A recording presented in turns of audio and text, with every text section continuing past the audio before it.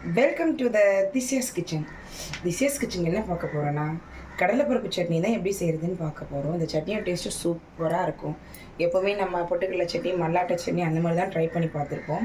இந்த கடலைப்பருப்பில் சட்னி செஞ்சு சாப்பிடக்குள்ள டேஸ்ட்டும் சூப்பராக இருக்கும். சீக்கிரமாகவும் செஞ்சிடலாம், எல்லாருக்குமே ரொம்ப பிடிக்கும். வாங்க இந்த கடலைப்பருப்பு சட்னி எப்படி செய்கிறதுன்னு வீடியோக்குள்ளே போய் பார்க்கலாம்.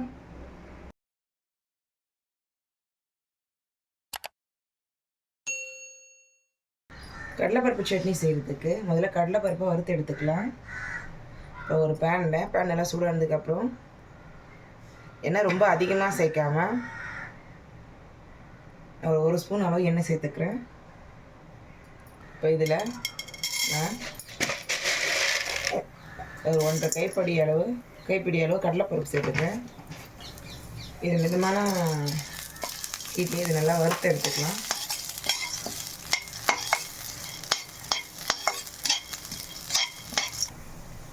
இந்த கடலைப்பருப்பு கூடவே காரத்துக்காக 3 காஞ்ச மிளகாய் சேர்த்துக்கிறேன். இந்த காஞ்ச மிளகாய் நல்லா காரமாக இருக்கும்,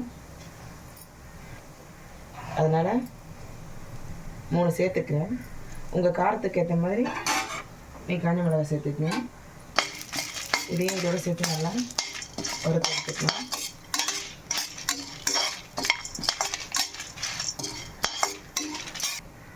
அடுப்பு ஹையில் வச்சு வறுத்துறாதீங்க. நீங்கள் மிதமான சூட்டில் வறுக்கக்குள்ள தான் கடலைப்பருப்பு நல்லா வறுப்பட்டு கமங்கமன் வாசனை வர ஆரம்பிக்கும். அந்த ஸ்டேஜில் நம்ம அடுப்பு ஆஃப் பண்ணிக்கலாம். பாருங்க, கடலைப்பருப்பு நல்லா வறுப்பட்டுடுச்சு, கலரும் நல்லா மாறிடுச்சு, வாசனை கமகமன் வர ஆரம்பிச்சு. இந்த ஸ்டேஜில் இதை அடுப்பு ஆஃப் பண்ணிடலாம். இப்போ நான் ஒரு பெரிய முடி தேங்காவை எடுத்து துருவி எடுத்து வச்சுருக்கேன். அதோட இந்த வறுத்து வச்ச கடலைப்பருப்பு சேர்த்துக்கலாம். இது நல்லா ஆறுனதுக்கப்புறம் உப்பு போட்டு அரைச்சிக்கலாம். பாருங்க, இப்போ இது நல்லா ஆறிச்சு. அரைக்கிறதுக்கு தேவையான உப்பு,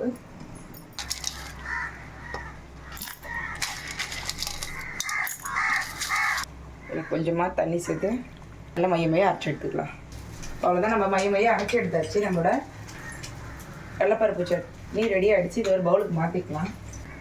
அவ்வளோதான், சட்னி அரைச்சி கொஞ்சமாக தண்ணி தண்ணியாக இருந்தால் தான் அது நல்லாயிருக்கும், கட்டியாக இருக்கிறத விட.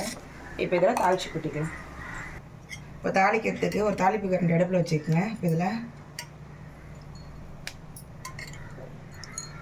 ஒரு ஸ்பூன் அளவு எண்ணெய் சேர்த்துக்கிறேன். ஒரு 1/2 ஸ்பூன் அளவு கடுகு நல்லா பொரிஞ்சு வச்சு 2 காஞ்ச மிளகாய் கிண்ணப்பில் சேர்த்துக்கிறேன். ஒரு கொத்து கருவேப்பிலை,